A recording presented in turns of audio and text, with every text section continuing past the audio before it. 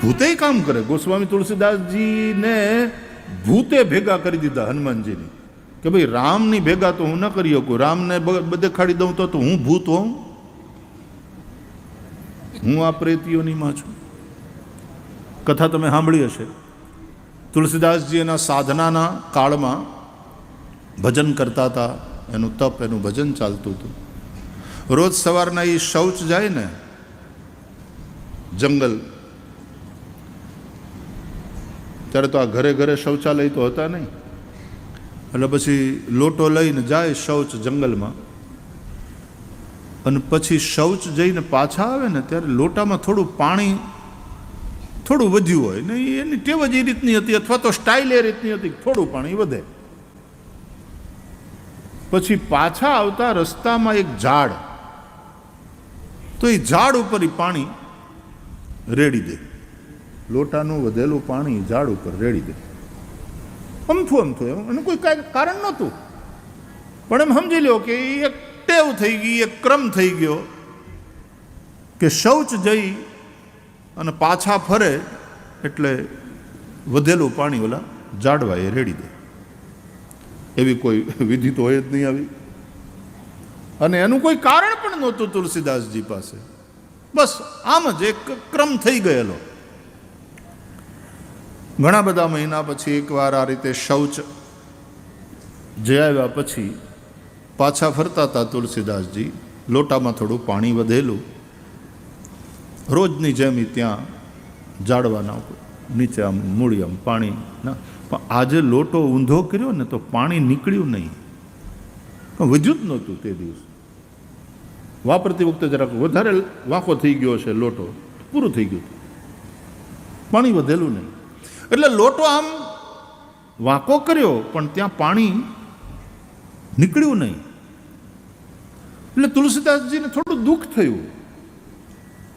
આમ દુઃખ થવાનું કોઈ કારણ નહોતું, કે આ થોડી કઈ શાસ્ત્ર વિધિ હતી યાર, પણ તોય તુલસીદાસજીને દુઃખ થયું. અમથું અમથું ઓલું પાણી રેડતા હતા એ અમથું અમથું. આજે પાણી ન વધ્યું, લોટો ઊંધો કર્યો એટલે ઝાડવાનું પાણી ન, તોય દુઃખ થયું. અમથું અમથું સાધુ પુરુષ. તો એ સમયે એ ઝાડની અંદરથી એક પ્રેત, એક ભૂત એ પ્રગટ થયું, અને એણે તુલસીદાસજીને કહ્યું કે કોઈ વાંધો નહીં, આજે પાણી ન વધ્યું, આજે ન મળ્યું, પણ તમારા આપેલા પાણીથી હું તૃપ્ત છું. અજાણતાય કોકની તૃપ્તિ થઈ જાય. અજાણતા એ ભૂતે કહ્યું કે તમે અમને પાણી આપો છો. માણાને બધી ખબર છે, તોય શ્રાદ્ધ પક્ષ આવે તોય પિતૃઓને પાણી નથી આપતા, પીપળાને પાણી ન આપે, તુલસીને પાણી ન આપે, ગાય તરસી મરતી હોય. તમારા આપેલા પાણીથી પેલા ભૂતે કહ્યું કે હું તૃપ્ત છું.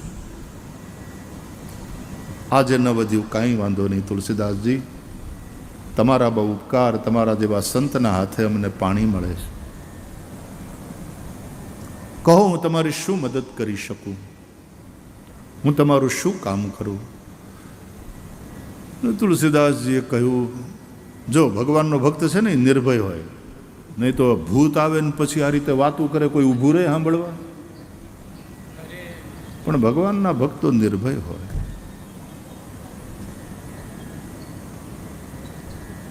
ભૂતની હારે વાત કરે. આમે સંસારમાં ભૂત જેવાઓની હારે તો વાતો કરતા જોઈએ છીએ આપણે.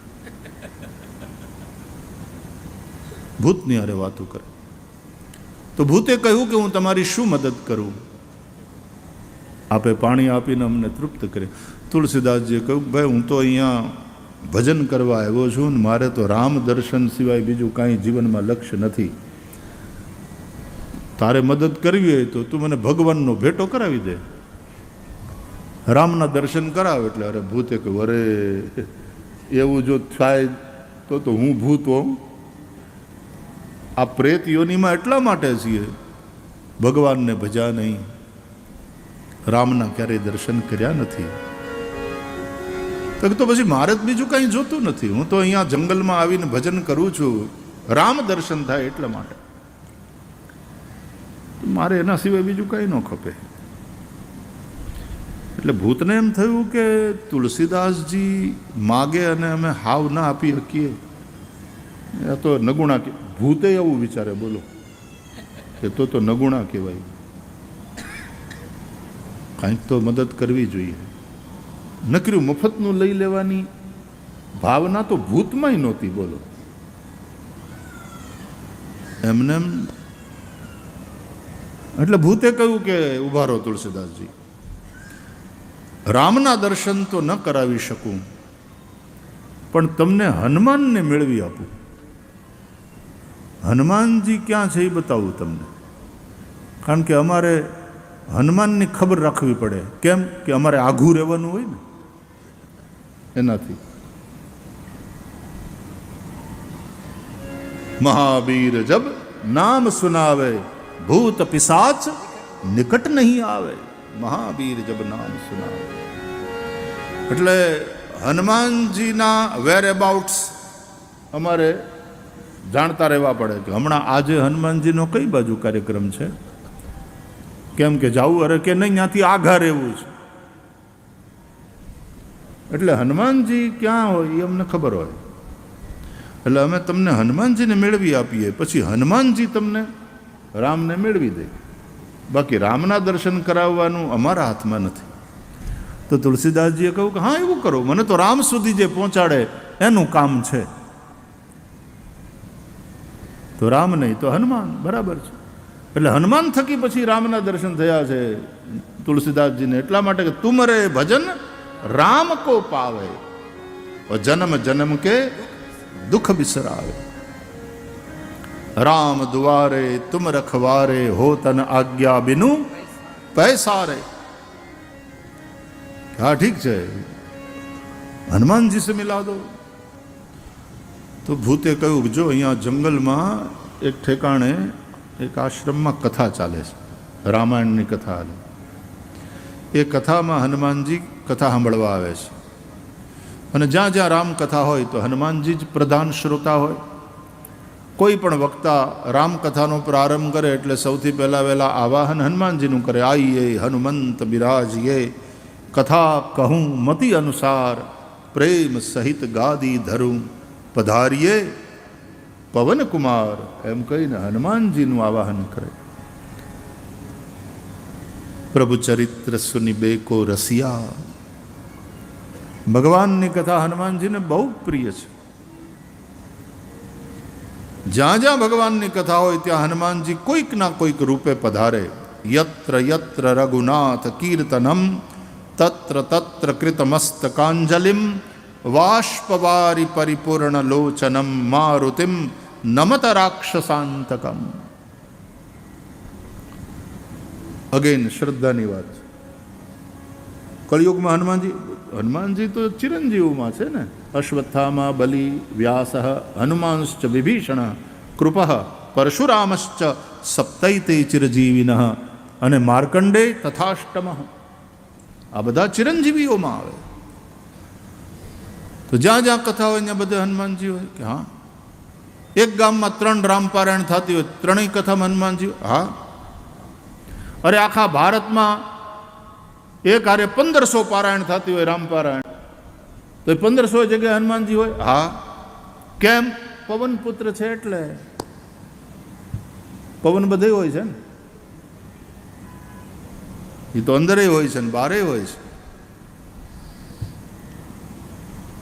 પવન બધે હોય છે, પવન પુત્ર બધે હોય છે.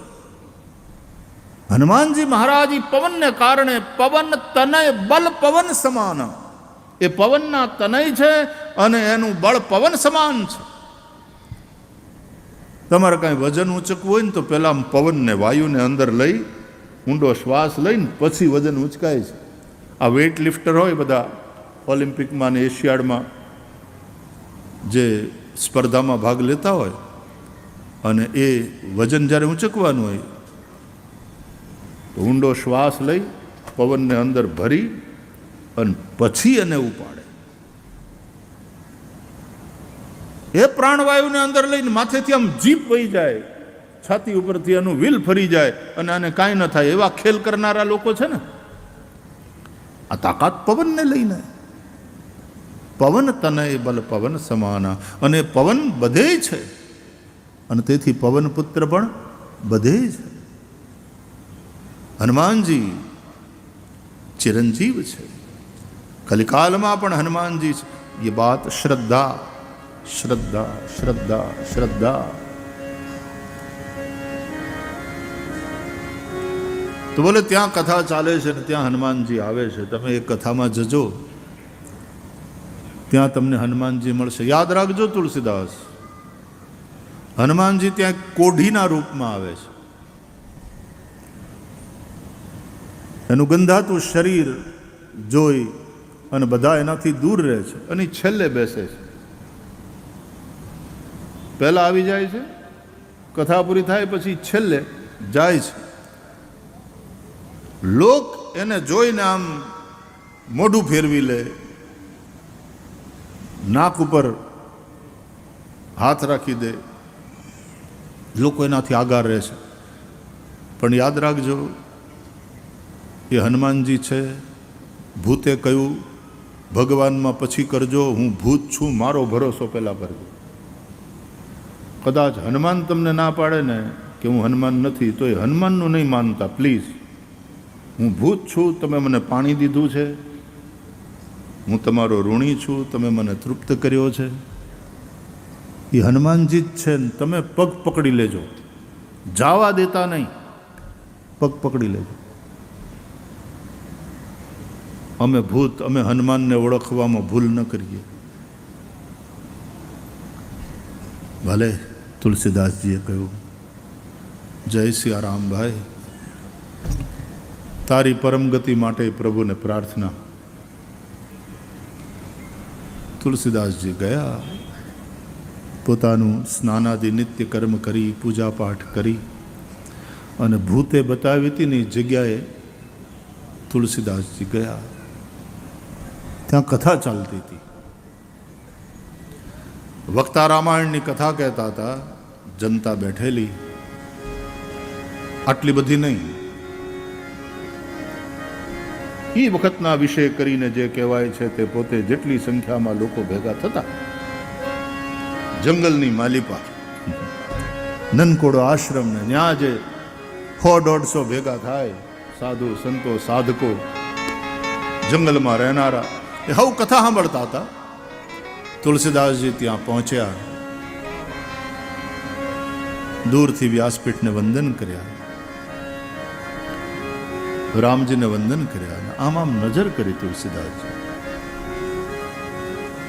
તો પેલા ભૂતે કીધું તું એ પ્રમાણે છેલ્લે એક કોઢી માણસ બેઠો હતો, આ ઘેરોક, બધા એનાથી દૂર.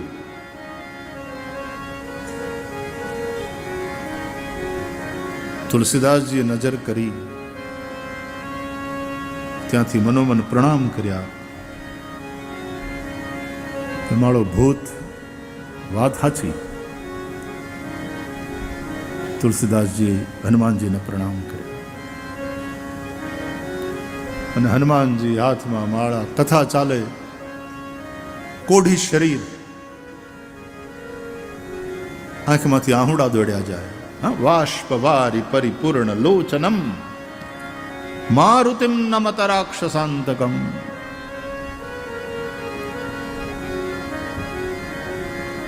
ભાવથી કથા શ્રવણ કરે. કથા પૂરી થઈ, પ્રસાદ આરતી લઈને બધાએ ત્યાંથી વિદાય થયા. છેલ્લે કોઢીના રૂપમાં હનુમાનજી ઊભા થયા અને વ્યાસપીઠને વંદન કરી, રામજીને પ્રણામ કરી અને જાન નીકળ્યા ત્યાંથી. અને તુલસીદાસજી અચાનક સામેથી આવી, એની યુવાની તુલસીદાસજી ચરણમાં દંડવત ઢળી પડ્યા. અને આમ જ્યાં પગ પકડવા જાય ત્યાં હનુમાનજી આમ પાછળ હટી ગયા.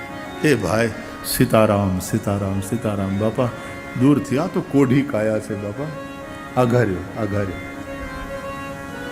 પણ તુલસીદાસજીએ પગ ન છોડ્યા, હવે ન છોડ્યા. હે મારુત નંદન, મને ખબર છે તમે કોણ છો. તમે શ્રી હનુमानजी છો. अरे भाई, तुमको किसी ने बहकाया है, भरमाया है. जाओ जाओ, तुम प्रभु की शरण में जाओ. मैं तो कोढ़ी हूं, रोगी हूं, यहां क्या है? अरे बापा, रोग नहीं, તમારું ભજન કરે ને તમારા પગ પકડે એને તો નાસે રોગ હરે સબ પીરા, નાસે રોગ હરે સબ પીરા, જપત નિરંતર હનુમત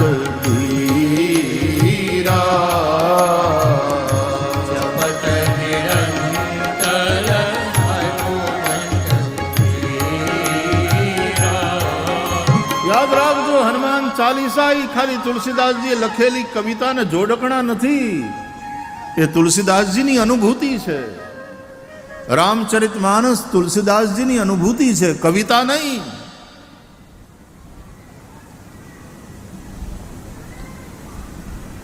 તમે ભલે રોગીના રૂપમાં લીલા કરતા હો, પણ તમારા ભજનથી તો હવના રોગ મટે. નાસે રોગ मिटे सब पीरा. न छोड़્યા ચરણ. આપ હનુમાનજી છો, આપ હનુમાનજી છો, આપ હનુમાનજી છો. પછી હનુમાનજી આજુબાજુ જોયું અને પછી ધીમે ધીરે બોલો, ધીરે બોલો. તો બધા સાંભળી જાય તો વળી પાછી નવી. સાધુ સંત અને ભગવંત એની એની એની ટેવ, એનો સ્વભાવ હોય છે, એની પ્રકૃતિ હોય, જાતને છુપાવે. એ પોતાની જાતને જલ્દીથી પ્રગટ ન કરે. અને એટલા માટે સંત ઘણીવાર તમારા ઘરમાં હોય તો તમે એને ઓળખી ન શકો.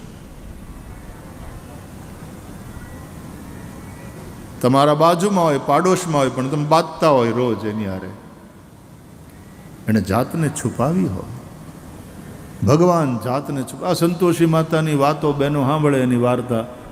હવે કદાચ ઓછું થયું હશે, નહીં તો શુક્રવારે સંતોષીમાનું વ્રત, ખાટું ખાવાનું નહીં,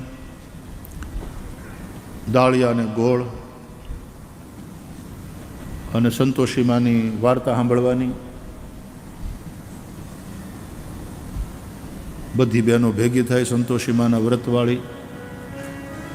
બધ્યુંને વાર્તા આવડતી હોય તો એક વાર્તા કે, અને બધ્યુંને ખબર જ હોય તો એ સાંભળે શ્રદ્ધાથી. એમાં ઓલી દેરાણી જેઠાણીની વાર્તા આવે. દેરાણી સંતોષીમાનું વ્રત કરે ને ઓલી જેઠાણી ઈર્ષા કરે. એટલે પછી કોઠીના રૂપમાં માતાજી ત્યાં જાય ને ઓલી જેઠાણી ઓળખી ન શકે. એમાં પછી જેઠાણીને આમ થયું છે ને તેમ થયું, બોલો જય સંતોષીમાં. એટલે બધું બોલે જય સંતોષીમાં. અને એ રીતે વાર્તા આગળ વધે. અને છેલ્લે કથા પૂરી થાય ને, વાર્તા પૂરી થાય પછી એને એ દેરાણીને જેવા સંતોષીમાં ફેળ્યા હવ ને ફળજો એમ કહીને દાળિયા ઉડાડે. હવે થાય છે કથા સંતોષીમાં. આમ વેદોમાં ક્યાંય સંતોષીમાં છે નહીં. ઘણાએ માતાઓને દેવો આપણે એવા ઊભા કર્યા છે, પણ એ શ્રદ્ધાએ ઘડી છે આ બધી મૂર્તિઓ. પણ એનો અર્થ એમ નથી કે સંતોષીમાં નથી, સંતોષીમાં છે. અને હું તો એમ કહું કે સંતોષીમાં ઘરો ઘર હોવા જોઈએ. ખાલી સંતોષીમાના મંદિર બને એમ નહીં, ઘર ઘર સંતોષીમાનું મંદિર હોવું જોઈએ. ઘરની જે ગૃહિણી છે એ સંતોષી હોવી જોઈએ. એ જો સંતોષી હોય ને, ધણી જેટલું કમાય એમાં સંતોષ રાખીને ધણીનો ઘર વ્યવહાર બરાબર સંભાળી લે, અને એ સંતોષી હોય તો એ ધણીને એમ કહે તો હરામનું નહીં લાવતા હો, ફાટલો હાડલો પહેરીશ, તમારો વ્યવહાર સંભાળીશ, ઘરની આબરૂની રક્ષા કરીશ, પણ હરામનું લાવતા નહીં. મારે એવા હરામના પૈસાના બંગલા નથી જોતા, નીતિનું ખાવું. એમ ધણીને પણ ખોટું કરતો હોય તો રોકે, તો એ ઘરમાં સંતોષી છે. એ રૂપમાં, એ બેનના રૂપમાં સંતોષી માતા છે. અને સંતોષ એવ મનુષ્યસ્ય પરમ નિધાનમ. સંતોષ એ જ મોટું ધન છે. મોટા મહેલમાં રહેતા હોય પણ સંતોષ ન હોય તો એ દરિદ્ર છે. કોવા દરિદ્રો હિ વિશાલ તૃષ્ણ. દરિદ્ર કોણ? બોલે જેના જીવનમાં સંતોષ નથી, જેની તૃષ્ણા વિશાળ છે, એ દરિદ્ર છે. ભલે મહેલોમાં રહેતો હોય પણ હોય ઝૂંપડું, નીતિનું ખાતા હોય, પરસેવાની કમાઈ ખાતા હોય, એમાંથી પણ પાછા 5 પૈસા પરમાર્થમાં ખર્ચે. એ ઝૂંપડું જે જગારા મારે ને, ઓલા મહેલ ઝાંખા લાગે, આ ઝૂંપડું જગારા મારે. સંતોષ.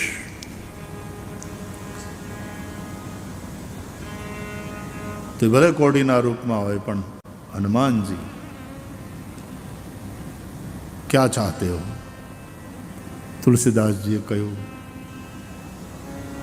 રામના દર્શન કરાવો હનુમાનજી. આ ઘર સંસાર બધું છોડીને અહીંયા રહીએ છીએ જંગલમાં અને ભજન કરીએ છીએ. રામ દર્શન ક્યારે થશે? મને રામ ક્યારે મળશે? રામજીનો ભેટો કરાવો. તો હનુમાનજી પ્રસન્ન થયા. કહ્યું કે ભજન ચાલુ રાખો, ભજન ચાલુ રાખો,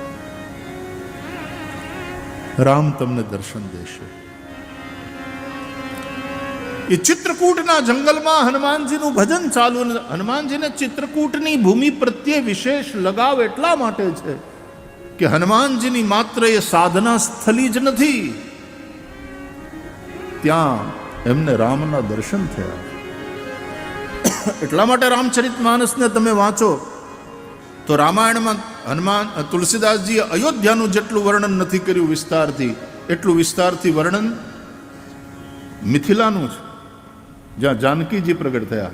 જાનકીદાસજી બાબુ, જાનકીજીના પ્રાગટ્યની ભૂમિ, એ મિથિલાનું વિશેષ વર્ણન કર્યું. અને જેટલું મિથિલાનું વર્ણન નથી કર્યું તુલસીદાસજીએ, એટલું ચિત્રકૂટનું વર્ણન કર્યું છે.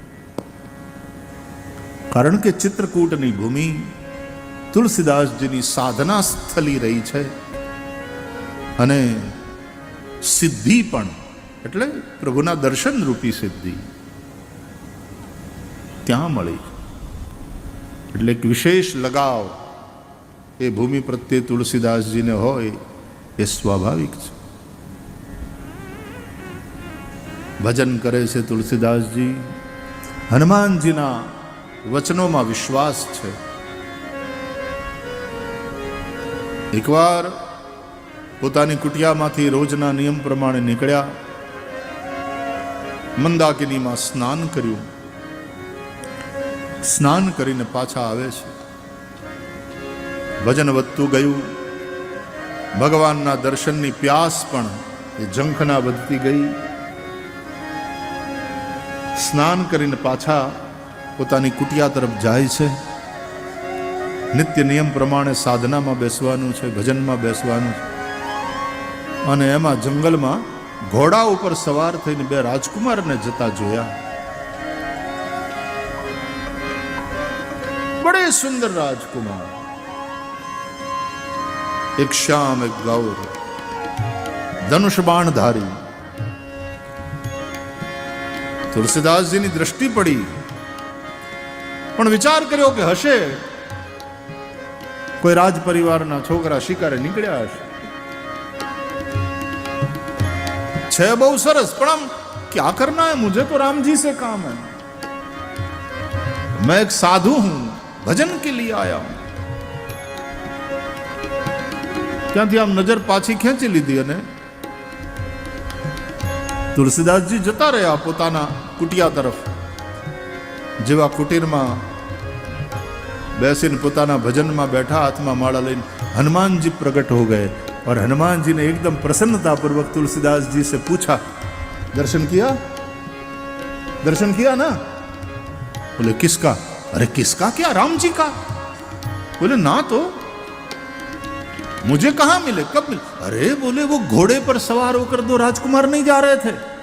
बोले हाँ वो तो देखा मैंने, लगा कि शिकार के लिए निकले होंगे। अरे बोले चूक गए तुम तुलसीदास, वो राम जी और लक्ष्मण जी थे। तुलसीदास जी बहुत पछताया કે આવી રીતે ચૂક્યા ને એટલા માટે જ તે, જો સંતોની વાણીમાં એનો અનુભવ હોય એટલા માટે જ પછી તુલસીદાસજીએ લખ્યું કે જો ચૂકતા નહીં, ગમે એ રૂપે આવે ભગવાન। तुलसी इस संसार में सबसे मिलिए धाय, ना जाने किस रूप में नारायण मिल जाए। तुलसी इस संसार में सबसे मिलिए धाय, सिया राम माय सब जग जानी।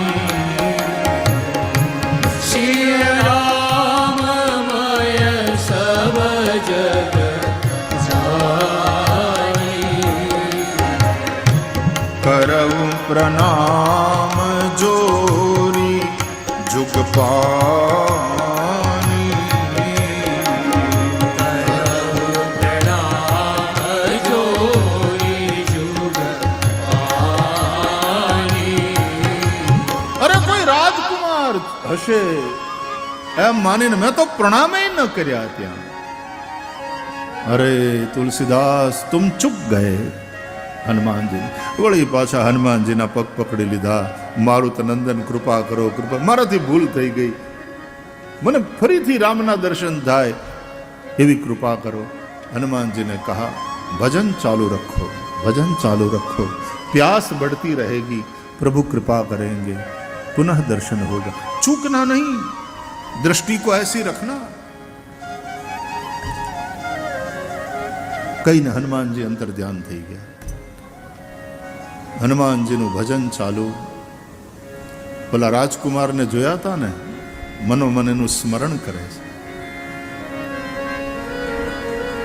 પોતાના ભજનના સાધનાના એ કાળમાં એકવાર ત્યાં મંદાકિનીના સ્નાન કરીને પછી ઘાટ ઉપર બેઠેલા ઠાકોરજીની સેવા માટે ચંદન તૈયાર કરે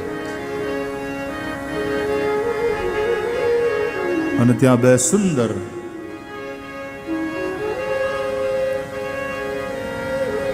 યુવા પુરુષો આવ્યા। બધાય લોકો પ્રસાદીનું ચંદન, સાધુ પુરુષ બેઠા, બાપુ અમને કરો ને જરા, બાપા આશીર્વાદ આપો, અમને તિલક કરો, અમને તિલક કરો। આવતા રહેતા હોય ને સાધુઓ બધાને તિલક કરે। આજે ચંદન ઉતાર્યું અને બે સુંદર યુવક આવ્યા। हमको भी चंदन करिए, तिलक करिए। આમ કરીને ઉભા રહે। હનુમાનજીને તુલસીદાસજીને એમ થયું કે જેમ બધા આવે રોજ એમ આજે અમારું કામ જ ને, એટલે પણ તીર્થની અંદર નદીને કિનારે કે કુંડના પગથિયે બેઠા હોય બ્રાહ્મણો, અન્ય બધા આવે ને ત્યાં હવને તિલક કરે ને ઓલા દક્ષિણાના પૈસા મૂકે ત્યાં, એવું બધું આપણે તીર્થોમાં જોઈએ તો ત્યાં આજ આપણી પરંપરા છે। તિલક કરે, ચાંદલા કરે।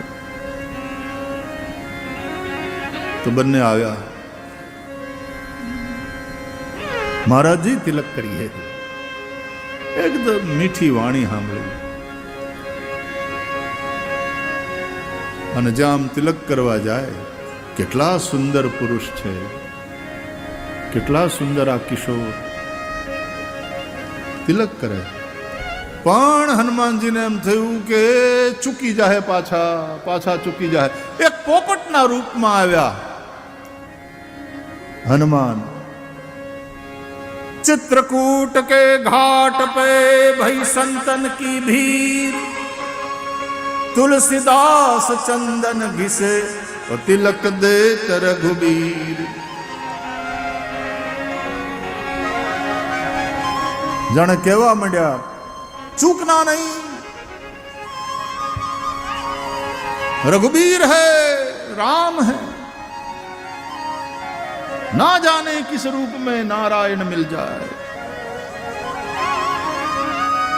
એટલા માટે આપણે ગામડામાં આપણી પરંપરા છે, આપણે હામાં મળી રામ રામ રામ રામ. હું કામ બે વાર? તારામાંય રામ છે, મારામાંય રામ. ઈ રૂપે રામ છે ને આ રૂપે રામ છે. રામ જ સર્વત્ર વિલસી રહ્યો છે. એટલે કોઈને છેતરવાની કોશિશ નહીં કરવાની વાલા. એ તો ભગવાનને છેતરવા બરાબર છે. કોઈનું અપમાન નહીં, હિંસાની તો વાત જ ક્યાં આવે. અરે વિરોધ હે નહીં. વૈષ્ણવ તો એ કે વંદન કરે સૌને. સકળ લોકમાં સૌને વંદે અને નિંદા ન કરે કે રે.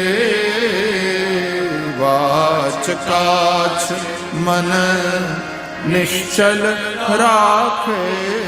વાચ કાચ ઓ મન નિશ્ચલ રાખે. ધન જનની વૈષ્ણવ જન તો તેને રે કહીએ જે પીર પરાઈ જાણે રે. વૈષ્ણવ જન તો તેને કહીએ.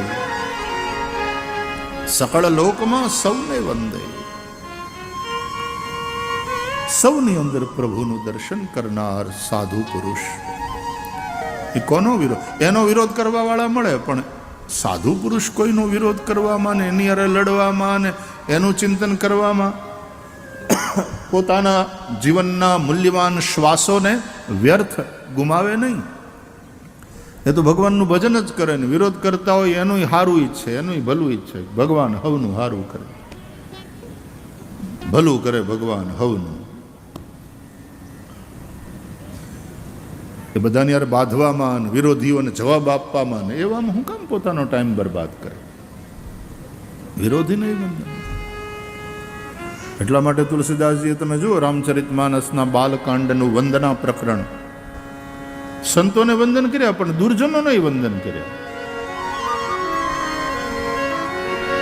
અને દુર્જનોને તો એટલી બધી ઉપમા આપી નોખી નોખી. એને પૃથ્વીરાજ સમાન સમજીને વંદન કરું છું.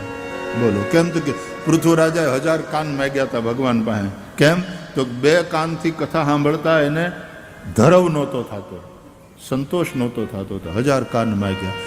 તો કે એ બરાબર, તો પણ આ દુર્જનોને તો તમે શું કામ પૃથ્વીરાજ સમાન ગણીને વંદન કરો? તો કે જેમ પૃથ્વીરાજાને ભગવાનની કથા સાંભળતા 2 કાનથી કથા સાંભળતા સંતોષ નહોતો થતો, તેણે 1000 કાન માગ્યા. એમ આવડા નહીં તો બીજાની નિંદા સાંભળતા સંતોષ થતો નથી. 2 કાનથી તો ધરાતા નથી. 1000 કાનથી બીજાની નિંદા સાંભળે. એ કુથલીમાં જ, કથામાં એને રસ નહીં. કુથલી દલપતરામની બહુ પ્રસિદ્ધ કવિતા કે કુથલી નકામની માં તૃષ્ણા દામ ચામની માં જારી કરી જામની માં ખૂબ બેઠો ખોઈને.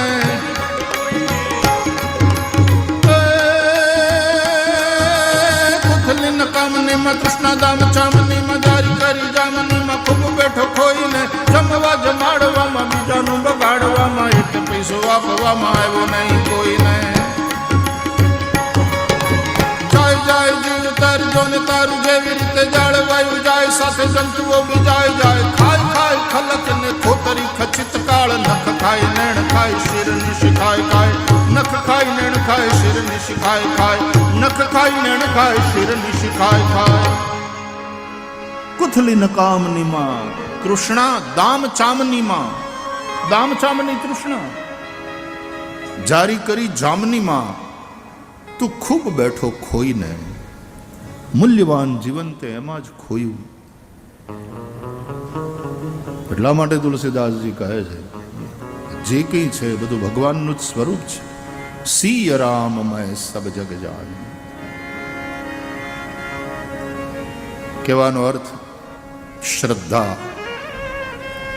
એક ભૂત કંઈક કહી દે છે તો એમાંય તે શ્રદ્ધા રાખી તુલસીદાસજી. તો ભૂતના અંદર શ્રદ્ધાને કારણે તુલસીદાસજીને રામ મળ્યા. ભૂતને ભજ્યા નહોતા, નહીં તો એ તો તામસ શ્રદ્ધા થઈ જાય. તુલસીદાસજી કહે છે સાત્વિક શ્રદ્ધા ધેનુ સુહાઈ. સાત્વિક શ્રદ્ધા એ ધેનુ છે, એ કામધેનુ છે, એ ગાય છે. દૂધ તો ભેંસનું હોય ને, દૂધ બકરાનું હોય ને, દૂધ ઊંટડીનું હોય ને, દૂધ ગધેડું હોય. દરેક પ્રાણીઓના દૂધ હોય છે. એવા ચોપગા જે પ્રાણીઓ છે, પણ ગાયનું દૂધ એ સાત્વિક દૂધ છે. તો એમ સાત્વિક શ્રદ્ધા, ત્રિવિધા ભવતી શ્રદ્ધા. ભગવાન ગીતામાં કહે છે શ્રદ્ધા આ 3 પ્રકારની હોય છે: સાત્વિકી, રાજસી, તામસી. તો તામસી શ્રદ્ધાવાળા તંત્ર મંત્ર, ભૂત પ્રેત એની આરાધના કરે. તુલસીદાસજી કોઈ એવી આરાધના નથી કરી. તુલસીદાસજીની સાત્વિકી શ્રદ્ધા છે. પણ ઓલી બસ લોટામાં વધેલું પાણી એ ઝાડવાના મૂળમાં પધરાવવાનો એક એમાં નિયમ શું કહેવાય? એ નિયમે નહોતું, બસ ટેવ એક જાતની, બસ એક ક્રમ થઈ ગયો હતો એવો. અને એને કારણે અજાણતા એક ભૂત પ્રગટ થઈ જાય, એ પ્રસન્ન થઈ જાય અને ભૂતની વાતમાં ભરોસો કરે, શ્રદ્ધા કરે તુલસીદાસજી. તો એના થકી હનુમાન મળે અને હનુમાન થકી રામ સુધી પહોંચ્યા તુલસીદાસજી. રામના દર્શન કર્યા. શ્રદ્ધા, શ્રદ્ધા વગર કંઈ નથી. તો ગાયમાં શ્રદ્ધા કે એમાં 33 કરોડ દેવતાનો વાસ છે. તુલસીમાં શ્રદ્ધા, પીપળામાં શ્રદ્ધા. યજ્ઞ કરીએ આપણે, અગ્નિદેવ, વાયુદેવ, સૂર્યદેવ, ચંદ્રમા દેવ. પાણી તો કે વરુણ દેવ. અહીંયા પૂજા કરવા બેસો છો ને તો એ પહેલા કળશનું પૂજન કરાવે બ્રાહ્મણો, ભગવાનના પૂજન પહેલા. એમાં વરુણ દેવતાનું પૂજન કરાવે.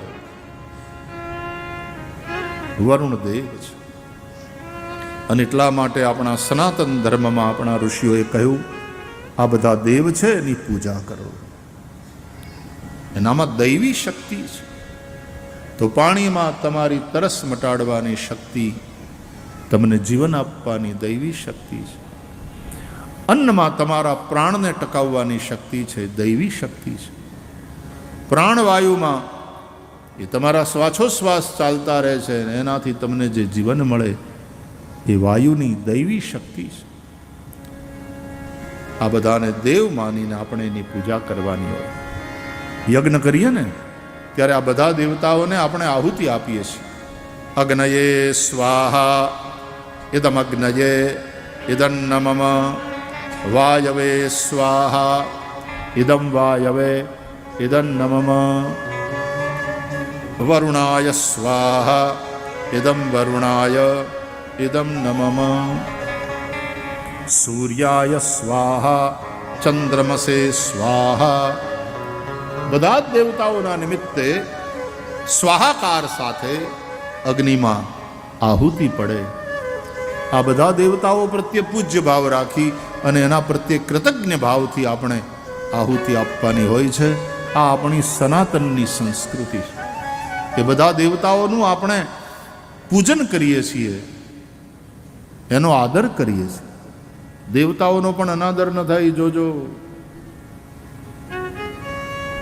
બ્રહ્માજી એની જગ્યાએ મહાન છે, ઇન્દ્ર એની જગ્યાએ મહાન છે. આ બધા દેવતાઓ છે એટલે તણાઈ બણાઈ ગયા એવા બધા બેવકૂફીમાંથી બહાર આવાય. આ દેવો છે. તમારે ત્યાં તે પ્રતિષ્ઠા થાય ત્યારે આ બધા દેવતાઓનું પૂજન તમે કર્યું હશે. એનો અનાદર ન કરાય, ગમે એમ ન બોલાય. અને સાધુ થયા પછી તો બહુ વિવેકથી બોલવું પડે, બહુ વિવેકથી બોલવું. શાસ્ત્રોની મર્યાદા રાખો. વેદો ખોટા છે? તમે વેદો અને આ શાસ્ત્રો કરતા મોટા. આ દેવતાઓના નિમિત્તે આહુતિ પડે. આ બધા જ દેવતાઓ, એમાંય સૌથી શ્રેષ્ઠ બ્રહ્મા વિષ્ણુ મહેશ, અને એનાથી તે ઉપર એ પરબ્રહ્મ પરમાત્મા છે. અને એક જ છે, એકમ બ્રહ્મ દ્વિતીયમ નાસ્તિ. એટલે અનન્ય ભાવથી આપણા એ ઈષ્ટ જે રૂપમાં આપણે માનતા હોઈએ એનું આપણે ભજન કરવું.